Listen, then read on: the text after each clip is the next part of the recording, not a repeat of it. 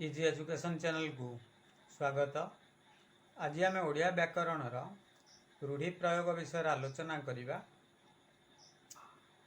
तुम मानकर व्याकरण बही रे अनेक गुड़िए रूढ़ि अच्छी।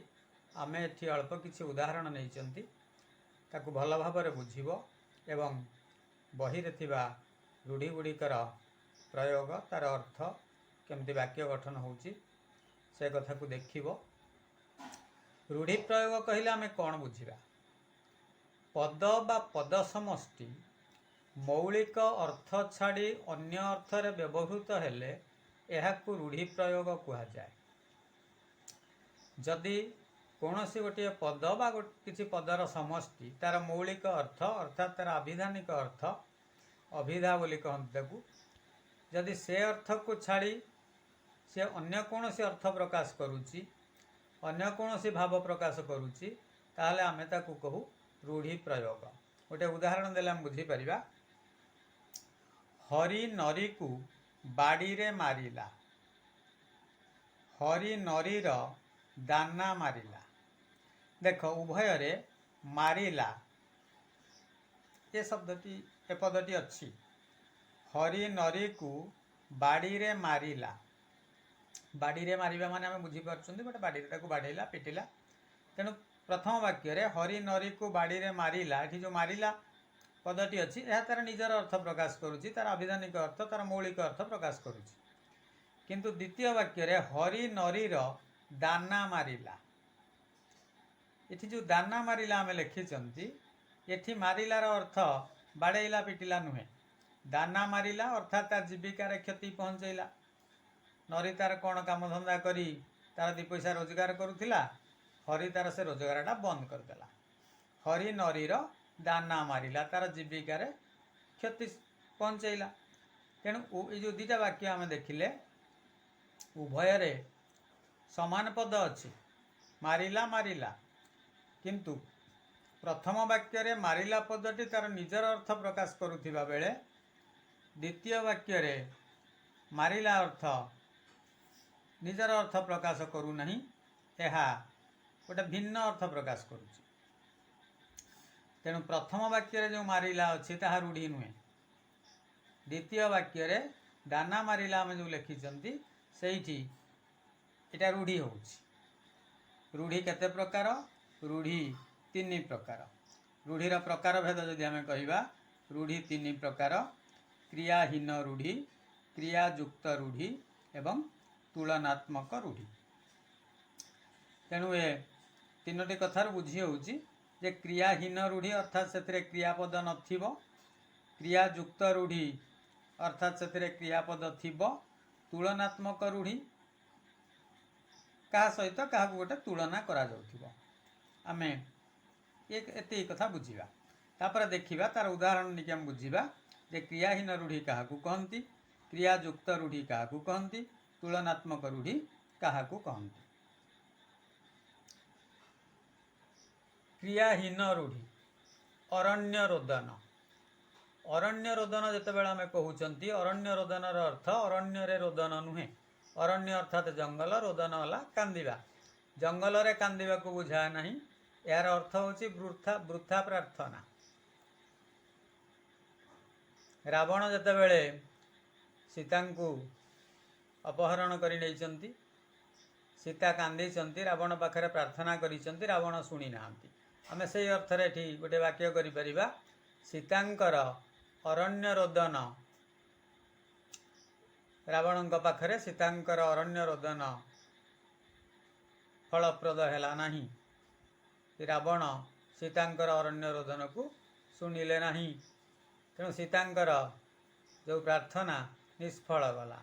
अहीनकूल संपर्क घोर शत्रुता से दुई भाई मध्य से दुई भाई भितर अहीनकूल संपर्क, कहीं कहार मुह चाहू ना। अहीनकूल संपर्क देख ये जगार कौन होइछि, ये जो केतोटी आमे उदाहरण देइचंती एठी केउठारे क्रियापद लागी नाही। अरण्य रोदन, अहीनकूल संपर्क, ओलियारू गजा, पिलाटी ओलियारू गजा। तमे ताकू कौन बुझेइब? जन्मरू चतुर, ओलियारू गजा। काठीकर पाठ क्रियापद नहीं।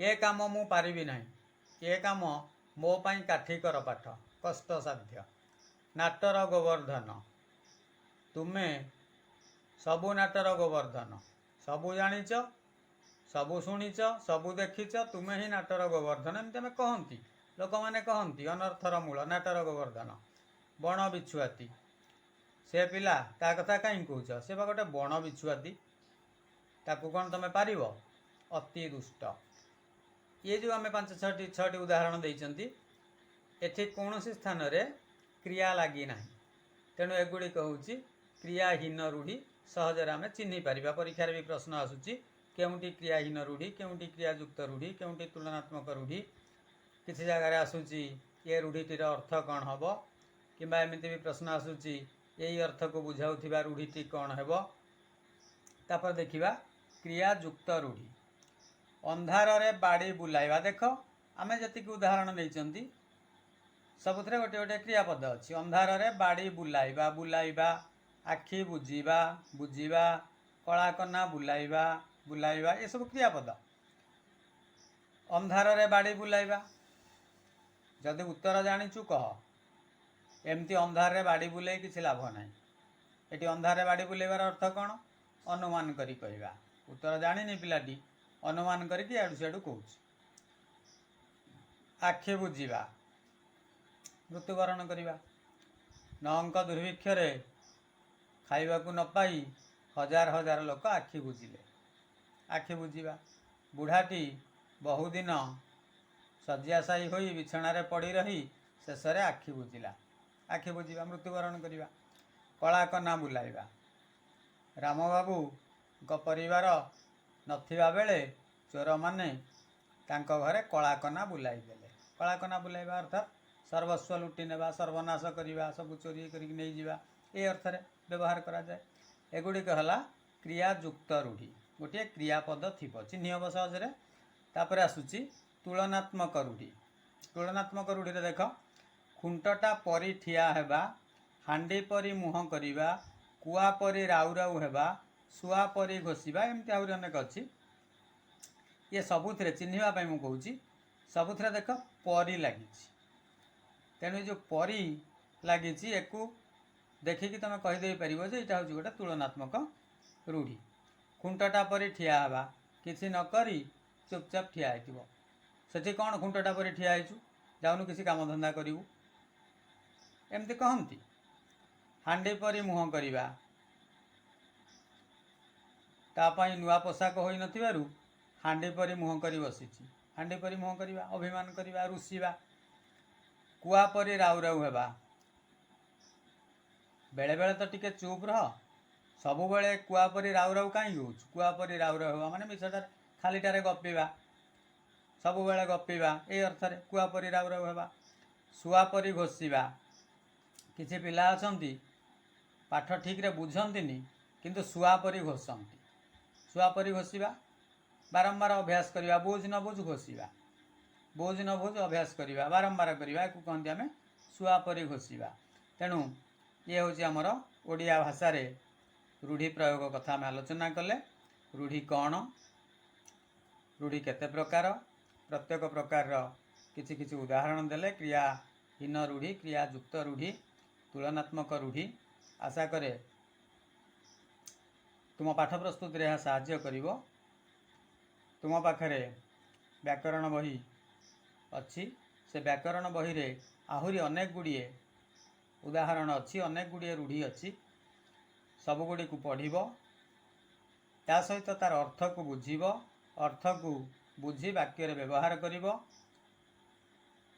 परीक्षा रे रूढ़ी उपर मध्य प्रश्न आसुची दशम श्रेणी बोर्ड परीक्षा रे आसुची विभिन्न कॉम्पिटिटिव परीक्षा रे आसुची ताकू पढ़िबो बुझिबो एवं आवश्यक बेले प्रयोग करिबो कारण रूढ़ी गुड़िक आम भाषा को भारी सुंदर करिथाए आम भाषा रे सब संपद रूढ़ी लोकवाणी पढ़ा आगू को आलोचना करवा पुणी अन्य कौन समय सेगुड़िक आम भाषा निहाती दरकार आशा करे भिडियोटी तुमको भल लगुथिबो जदि तुम पाठ पाठ प्रस्तुति यह उपकारी होता है तेबे लाइक टे करिवो सांग माननकु शेयर करिवो चैनल को सब्सक्राइब करिवो एवं अधिक जदि आमे किछि करने तुम आशा करूँ कौन प्रस्ताव देवाक चाहूँ तेरे निश्चित कमेंट करिवो।